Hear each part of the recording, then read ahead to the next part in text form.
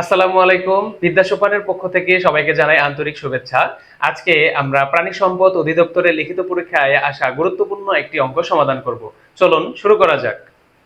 প্রশ্নটি হচ্ছে, কোন বিদ্যালয়ে ছাত্র ও ছাত্রীর অনুপাত 3:2, এদের মধ্যে 20% ছাত্র এবং 25% ছাত্রী বৃত্তি পেয়েছে, তাহলে কত শতাংশ ছাত্রছাত্রী বৃত্তি পায়নি? তো আমাদেরকে প্রথমেই এই যে অনুপাত দেওয়া আছে 3:2, এর অনুপাতে আমরা ছাত্র এবং ছাত্রীর সংখ্যাকে ধরে নেব। ধরি ছাত্র 30 জন, ছাত্রী 20 জন। তো এখানে খেয়াল করুন, আমাদের ছাত্রের অনুপাত দেওয়া আছে হচ্ছে 3। তো আমরা চাইলে কিন্তু এখানে ছাত্রকে 3x বা 3ক ইত্যাদি ধরতে পারতাম। তো সেই ক্ষেত্রে আমাদের হিসাবের একটু জটিলতা আসতো।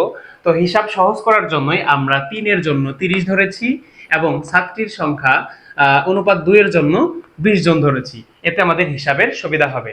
তো এখন খেয়াল করুন, 20% ছাত্র বৃত্তি পেয়েছে, তাহলে 30 জনের মধ্যে যদি 20% ছাত্র বৃত্তি পায়,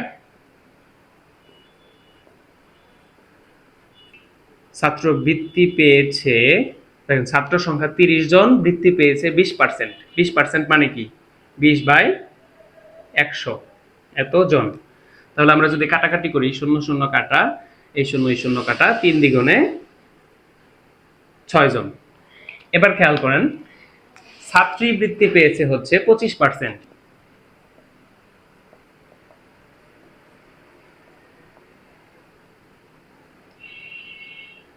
ছাত্রী হচ্ছে 20 জন, তো 20 জনের মধ্যে বৃত্তি পেয়েছে 25%। 25% মানে হচ্ছে 25/100। তো কাটাকাটি করলে 0 0 কাটা, আমরা যদি 2 দিয়ে কাটি, 2 একে 2, 5 দুগুণে 10, 5 একে 5, 5 5 25। নিচে একের কোনো মূল্য নেই, 5 একে 5 জন।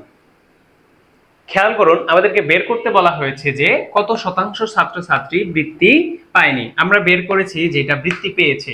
তো এখান থেকে প্রথমে আমরা কতজন বৃত্তি পায় নাই সেটা বের করে নিব। তো ছাত্র সংখ্যা যদি 30 জন হয়, বৃত্তি পেয়েছে 6 জন, তাহলে ছাত্র বৃত্তি পায়নি, আমাদের এই 30 থেকে বৃত্তি পাওয়া 6 জন বাদ যাবে,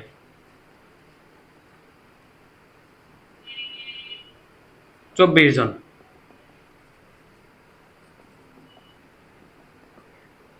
খেয়াল করেন, ছাত্রী সংখ্যা হচ্ছে 20 জন, বৃত্তি পেয়েছে 5 জন, তাহলে বৃত্তি পায়নি 20 বিয়োগ 5 সমান 15 জন। এবার আমরা পরবর্তী ধাপে চলে যাই।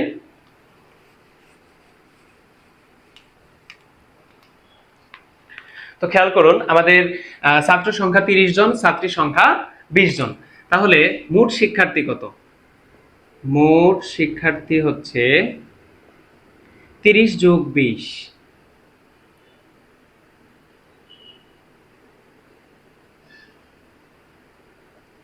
50 জন। এবার খেয়াল করুন, ছাত্র বৃত্তি পায়নি 24 জন এবং ছাত্রী বৃত্তি পায়নি 15 জন, তাহলে মোট বৃত্তি পায়নি 24 আর 15 যোগ করে দেব, 24 যোগ 15 জন যোগ করলে পাই 4 আর 5 9, 2 আর 3, 39 জন। আমরা লক্ষ্য করব, এখানে আমাদেরকে শতাংশ চেয়েছে। শতাংশ অর্থাৎ শতকরা 100-র মধ্যে বের করতে হবে। তো মোট শিক্ষার্থী হচ্ছে 50 জন আর মোট বৃত্তি পায়নি হচ্ছে 39 জন। তার মানে আমরা দেখতে পাচ্ছি 50 জন শিক্ষার্থীর মধ্যে এতজন বৃত্তি পায়নি, তাহলে 100 জনের মধ্যে কতজন বৃত্তি পায়নি এটা আমাদেরকে বের করতে হবে। এটা আমরা দুই ভাবে বের করতে পারি, ঐকিক নিয়মে বের করতে পারবো এবং শর্টকাট পদ্ধতিতেও বের করতে পারবো। দুইটা পদ্ধতি আমরা শিখবো। প্রথমেই আমরা ঐকিক নিয়মটা দেখি। 50 জনে বৃত্তি পায়নি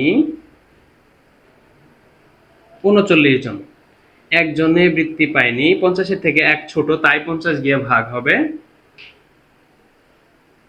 অতএব যেহেতু আমাদেরকে শতাংশ বের করতে বলা হয়েছে, তাই আমরা 100-র মধ্যে বের করব।